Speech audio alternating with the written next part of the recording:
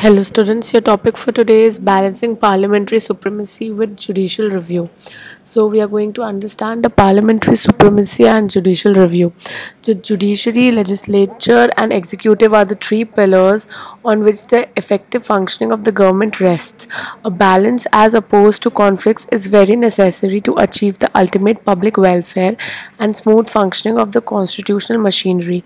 India, on the contrary, bears the supremacy of the constitution, where the powers of the parliament are circumscribed within the four walls set by the constitution, and yet provides for striking a balance between the various pillars without any encroachment on each other's areas and providing effective governance. Judicial review encompasses the power of judiciary to review actions of legislative and judiciary, thus enshrining the principle of rule of law and maintaining the separation of power principle at the grassroots level. Thus, the main frame within which the judiciary limits are circumscribed consists of judicial review of administrative and legislative actions and scrutinizing several constitutional amendments in the light of constitutional provisions, thereby protecting the sanctity of the constitution and protecting the fundamental rights of the citizen. Judicial review is a strong tool to keep a check on public bodies and rendering their accountability if their decisions or policies go outside the powers that have been specified in the Constitution. It maintains effective checks and balances by controlling unriddled, arbitrary, or unjust acts taken on behalf of the executive and the legislature. India resorted to parliamentary form of government as opposed to presidential form of government, whereby each head of the government must render its accountability. Being under the clutches of British government in the initial years, judiciary adopted a pro-legislative approach in its various decisions, but later between 1970 to 1975, more than 100 laws were made by the state which were held unconstitutional by the parliament. In the case Keshwanda Bharati case, the judicial review was ultimately held to be the basic structure of the Indian constitution. Same view was reiterated in SP Sampath Kumar versus Union of India.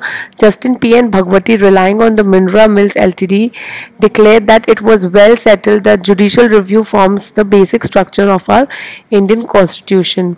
So the judicial review does form the specific and a special tool in hands of the judges, whereby unlawful actions of the legislative and executive could be quashed.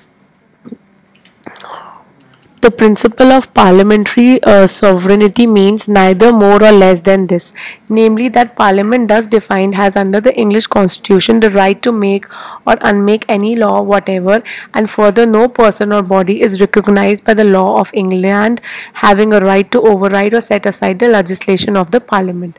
This was interpreted by A.V. Dicey. Thus, Dicey's view provides the supreme power to the Parliament enacting law on any subject matter and not bound by any predecessor or authority. The rule of judges is only confined to interpretation of statute, will, and cannot reapply their precedents or earlier statutes. Thus, Dicey has rightly said, "True is what the Parliament no authority on earth can undo." Thus, Dicey's definition disregarded distinctive features between fundamental or ordinary laws. It also portrays that Parliament is supreme and no law made by the Parliament can be declared void because it is unconstitutional, and the Parliament does not have the power to bind itself or its successors, and it does not provide for any restrictions or parliamentary powers. The Indian Parliament is not supreme as the British Parliament, as Indian Parliament works within the boundaries or set by the Constitution, and there is American policy of judicial review in India. Though it is not as wide as the American Constitution, which follows due process of law as opposed to procedure established by law as per Article 21 of the Constitution.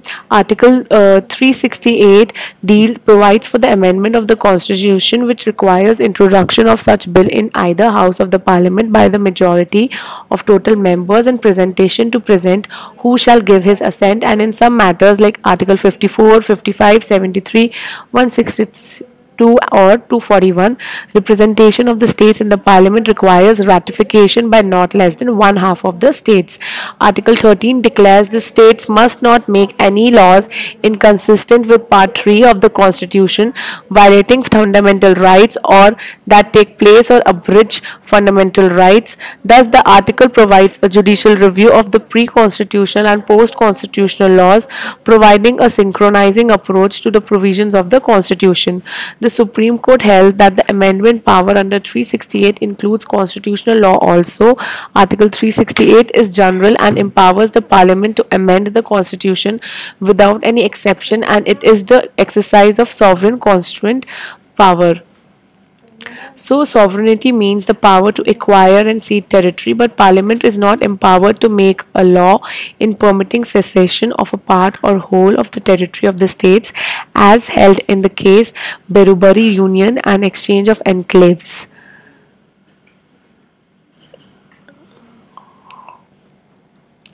So, the Indian Parliament derive their mandate from the constitution, and parliament has no unfettered or arbitrary jurisdiction to override the constitution.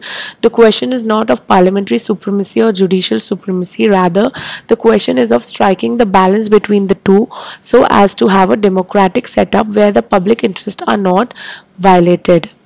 That's all. Thank you so much.